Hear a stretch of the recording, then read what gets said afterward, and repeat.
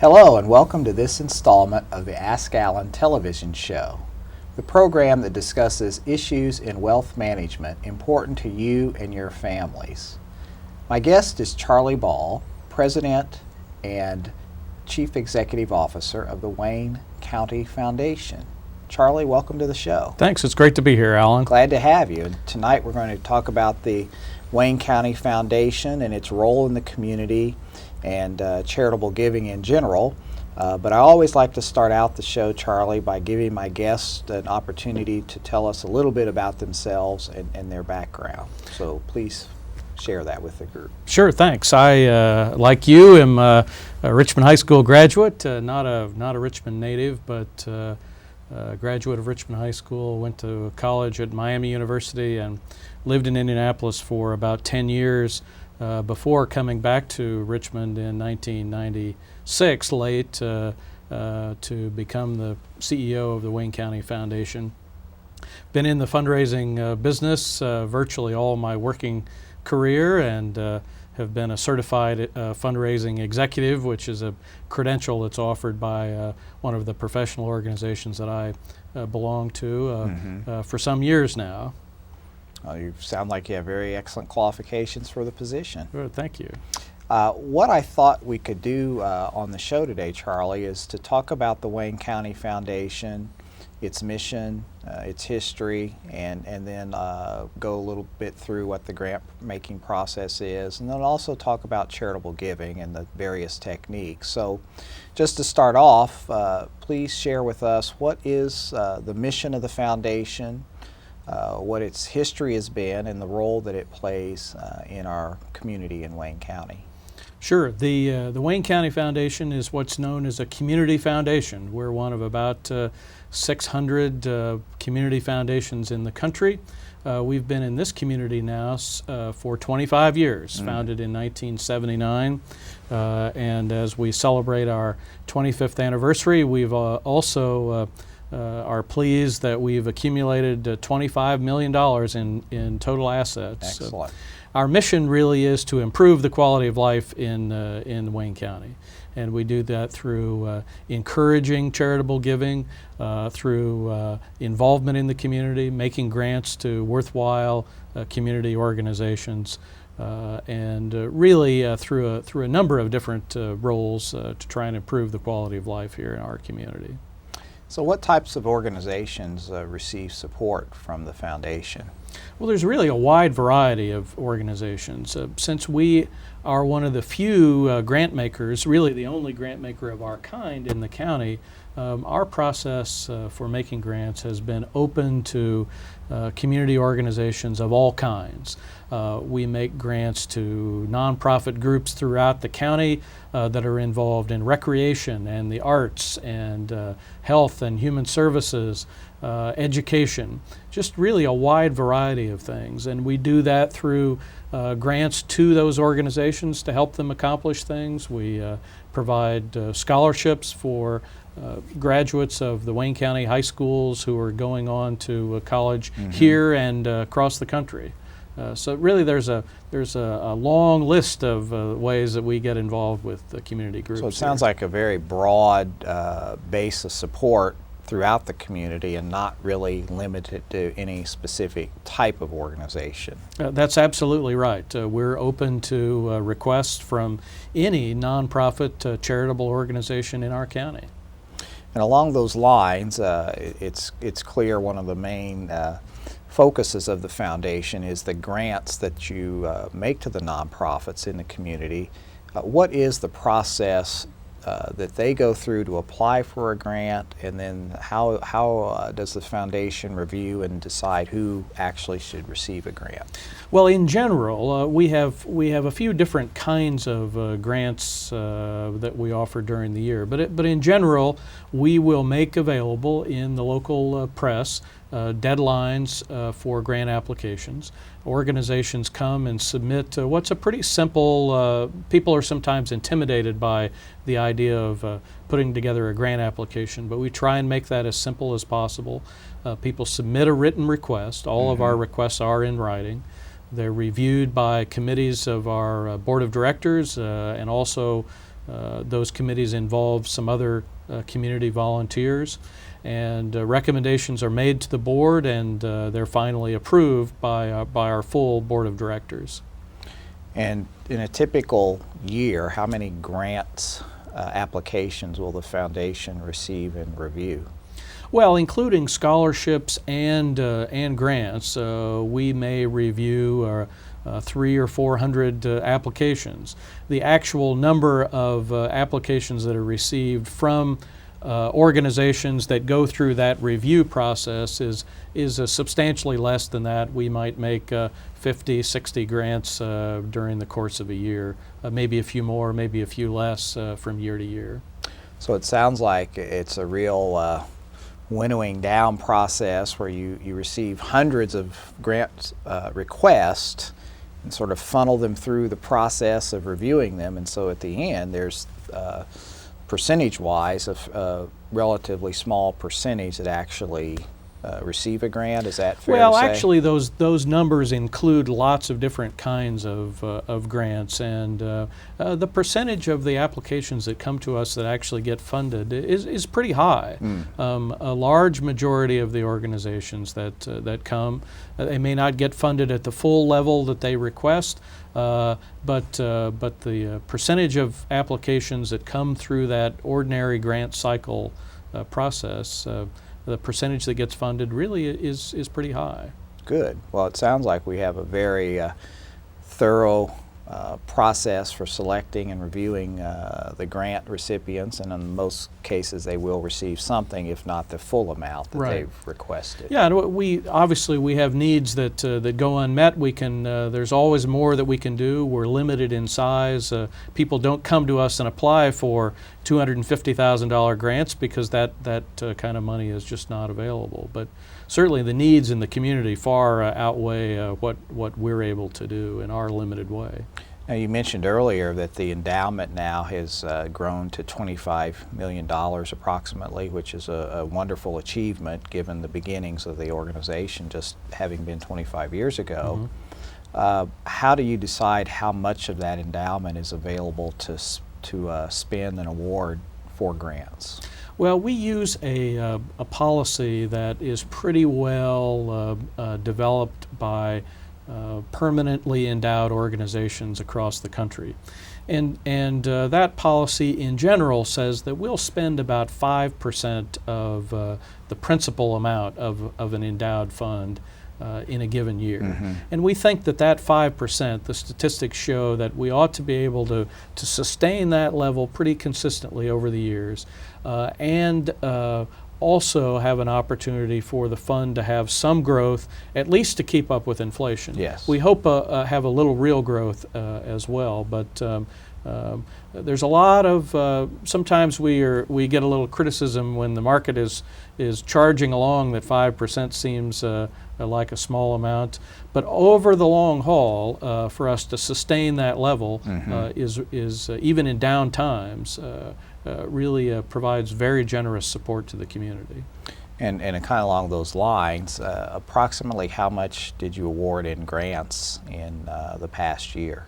Well, all told, during the year 2003, we awarded about $750,000, $800,000 in grants and scholarships. That was down from over $1 million the previous year. Partially with the few down years in the market kind of catching up with us, but still very substantial contributions back to our community. Excellent. Do you have a way of tracking how much you've awarded in the community over the whole 25 years of the foundation's existence? We do. We've kept track of that amount, and it's a pretty impressive amount now. We're certainly over $8 million in total grants and scholarships that have been awarded since we started giving grants in 1980. That's an incredible sum, and I wonder if many people were aware of that impact you're having throughout the community over these past 25 years. Well, and the biggest bulk of those grants have been made, at least in dollar terms, have been made just in the last few years, when you consider that that we've made about $8 million in total, but we've had some years recently where we've awarded $1 million in a single year.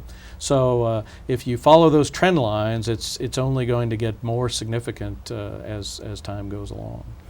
Charlie, one of the things in preparing for the show that we talked about was the Lilly Endowment, and we hear that the Lilly Endowment brought up quite often in the community when we're talking about philanthropy. And I'm not sure how many people are aware of just what the Lilly Endowment is and what role they played in the growth of our Wayne County Foundation and community foundations in general. So I wonder if you could speak to that for a moment. Sure. Well, the Lilly Endowment is a private family foundation headquartered in Indianapolis. It started by the Lilly pharmaceutical family in the late 1930s. One of the largest private foundations in the country. And they really decided, they watched the experience of communities around this state that had created community foundations, like the Wayne County Foundation, the Indianapolis Foundation, Fort Wayne, a few other communities that had started in this effort years ago. They liked what they saw community foundations doing, and they got the idea that maybe every community in the state of Indiana could have access to a community foundation. And so they now, going on 15 years ago, started a program called GIFT, Giving Indiana Funds for Tomorrow, that provided both operating support and matching funds to help foundations build their endowments. And we, because we were created a little earlier than some of the other community foundations, have been able to take advantage of every phase of their support. And it's helped us really grow our assets. It's brought probably $4 million in of that 25 that we have. Probably $4 million has come in matching grants from Lilly Endowment. So it's made a big difference. But they're actually now just working on a new initiative that's going to help us to grow, continue to grow our assets on our own. There's an effort to make sure that community foundations don't just look like branch offices of the Lilly Endowment, that we really are viable on our own. And we're a lot further down that path than many other communities, but we look forward to doing even more in the coming years. So clearly they've had a significant impact on the Wayne County Foundation, but then across the whole state, they've changed the dynamics. No question. We've grown from a field of about 8 or 10 community foundations now to 94 foundations serving the 92 counties in the state of Indiana. We've gone from about $35 million in total assets, $35 or $40 million in total assets, most of which was at the Indianapolis Foundation, to today when there's approximately $1 billion in combined assets of Indiana's community foundations. That's phenomenal. I was at a meeting in Indianapolis just recently, and they're convinced that it's the most successful program that the endowment has ever conceived of, and they're very pleased by our efforts in Wayne County and community foundations around the state. That's great to hear that. Kind of shifting now into the idea of charitable giving, the concept of charitable giving. I know one of the focuses that you have there at the foundation is fundraising. Right. And so how important are gifts from individual donors to the Wayne County Foundation? Well, as important as support from organizations like Lilly Endowment has been over the years, the vast majority of our growth is because of individuals, mainly individuals, in Wayne County. Without the gifts of local individuals, we just would not have been able to accomplish what we have. Often people think that big dollars come from corporations and from foundations, but the fact is that over 80%, well over 80% of all the charitable giving in this country comes from individuals, and it's absolutely the key to our past success and to our future growth. And along those lines, we talk about the benefits that a person can receive from making charitable gifts. Right. Some of those are tangible benefits and some are intangible. Right. benefits, and how would you describe the benefits that they would receive from making a gift? Well, some people think that they know about some tangible benefits, that you may receive a tax deduction, and some would believe that that's the reason that people make charitable gifts. But the research really shows that that's not the case, that the primary reasons that people consider making charitable gifts are to support the community, support causes they care about, to give back in the business that we're primarily in, creating permanent endowed funds that will last off into the future. There's an opportunity for individuals and families to create lasting legacies, that their names will be remembered forever in this community. And so really some of those intangible benefits are some of the most significant in people's minds.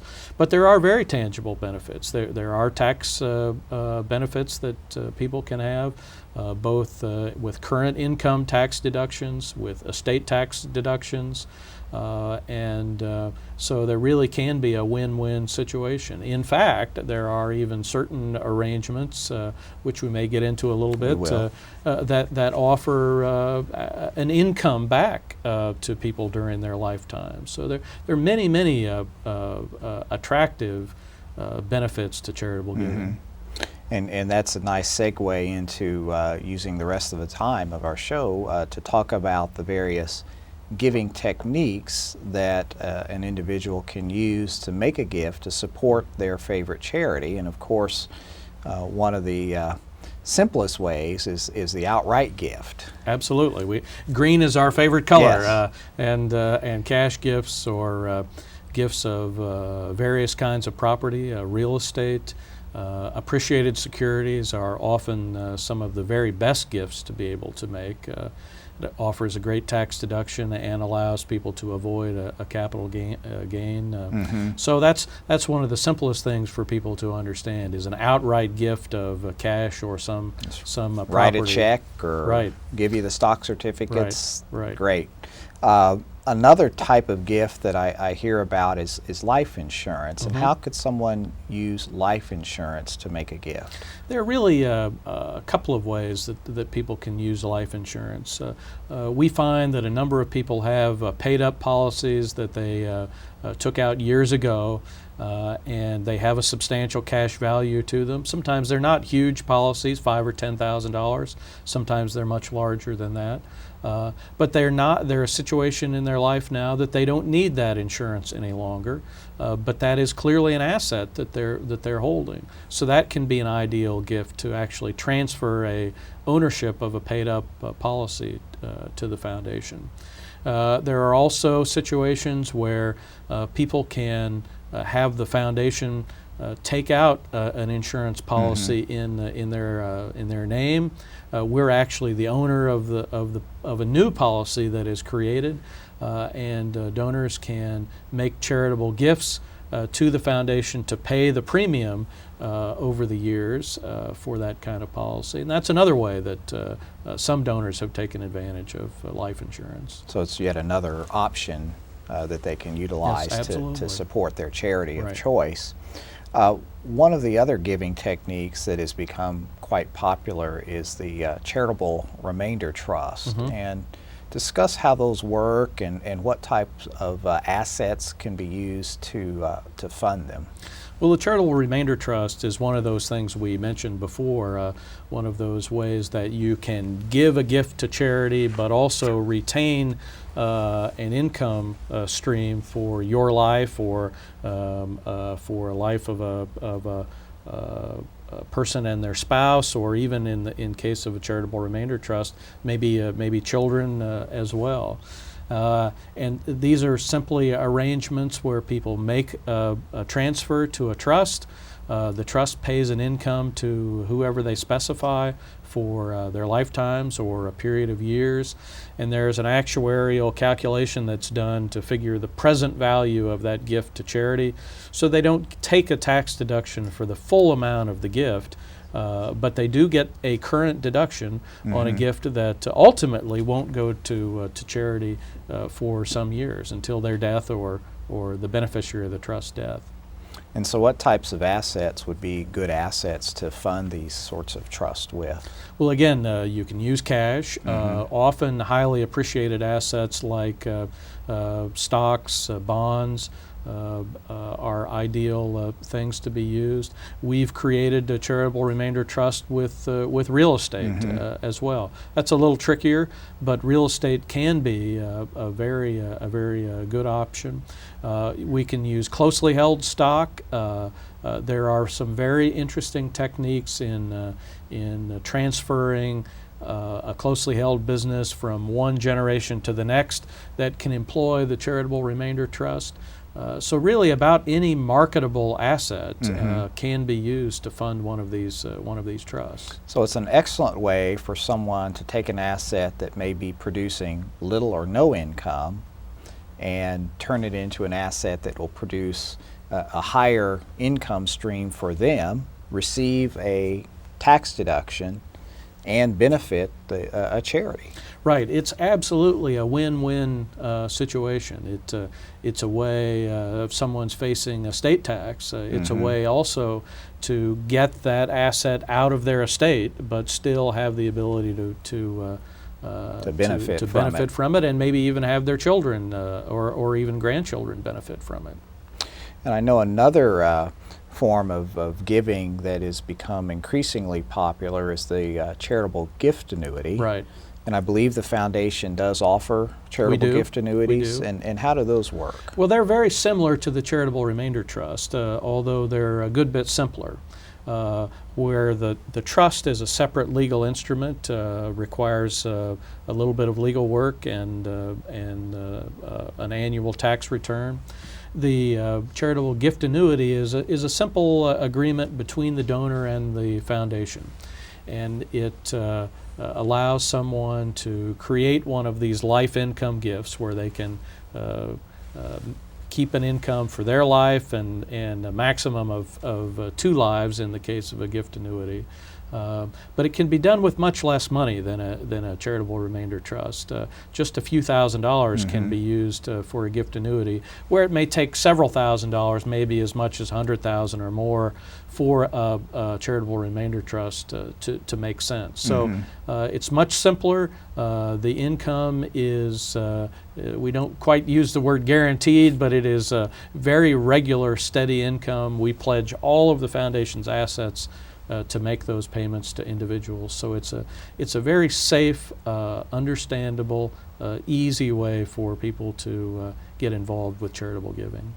And is one of the attractions the fact that the annuity payout rate is a factor of the age of the donor? And that's right. Typically that's going to be a higher rate than they would get on a bank CD. Much higher. In fact, we were just looking at the annuity rates for someone in their 90s, and once you get up to be your late 80s or 90s, the rates get over 10%, and with interest rates in the environment that we're in right now, 8, 9, 10% return is very attractive.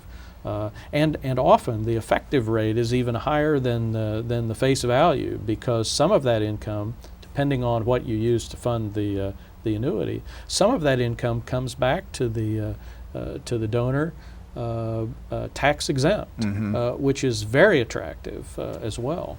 So the rate effectively, when you take the tax considerations into account, is going to be even higher than the 8, That's 9, right. or 10%. That's right.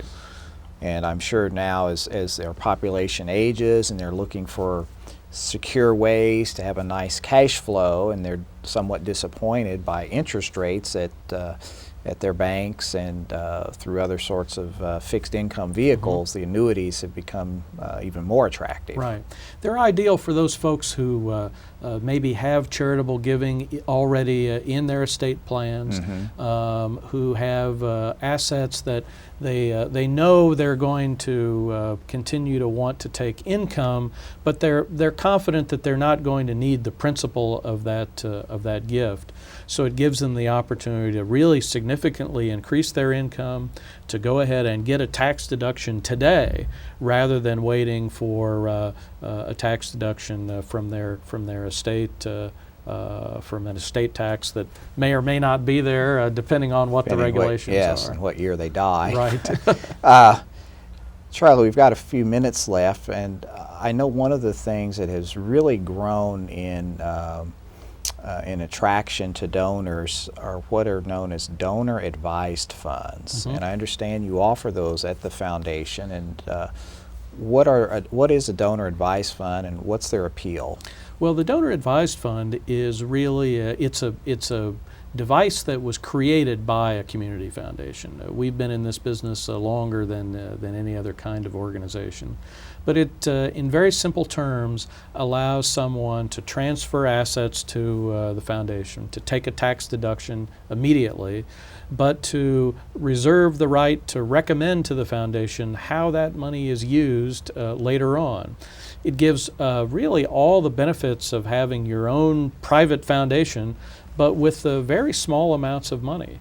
So it's really a very attractive option for people who are doing planning. It's a great alternative to the private foundation, and a great way for folks who don't have enough assets that it really makes sense to set up a whole separate private foundation to get virtually all of those benefits in a very simple arrangement. Mm-hmm. And it also allows them as a donor to stay involved with their gift. That's right.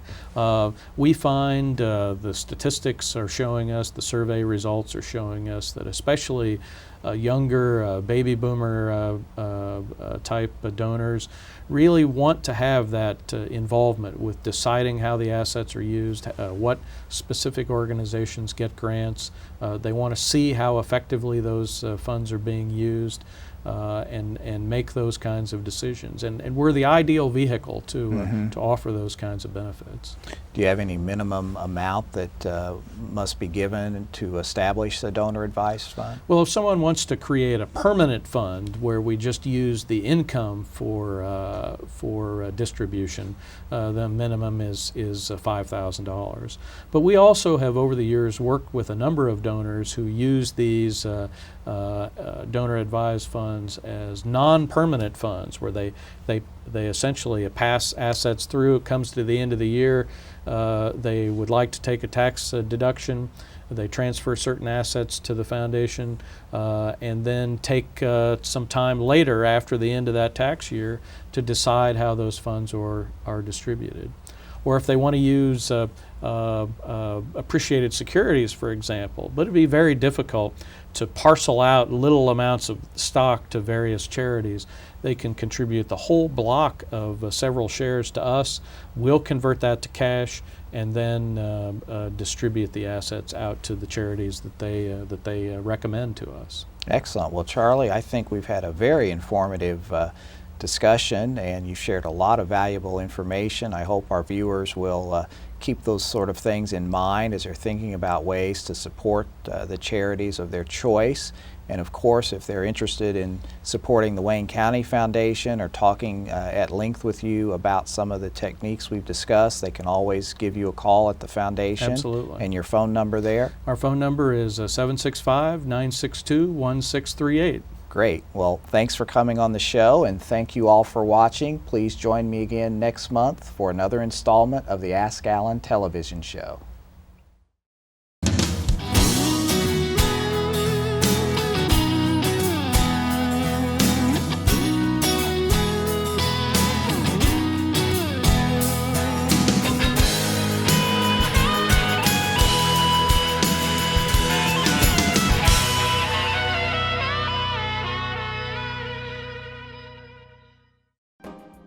You're watching Whitewater Educational Television, Cable 20, a service of Whitewater Community Television.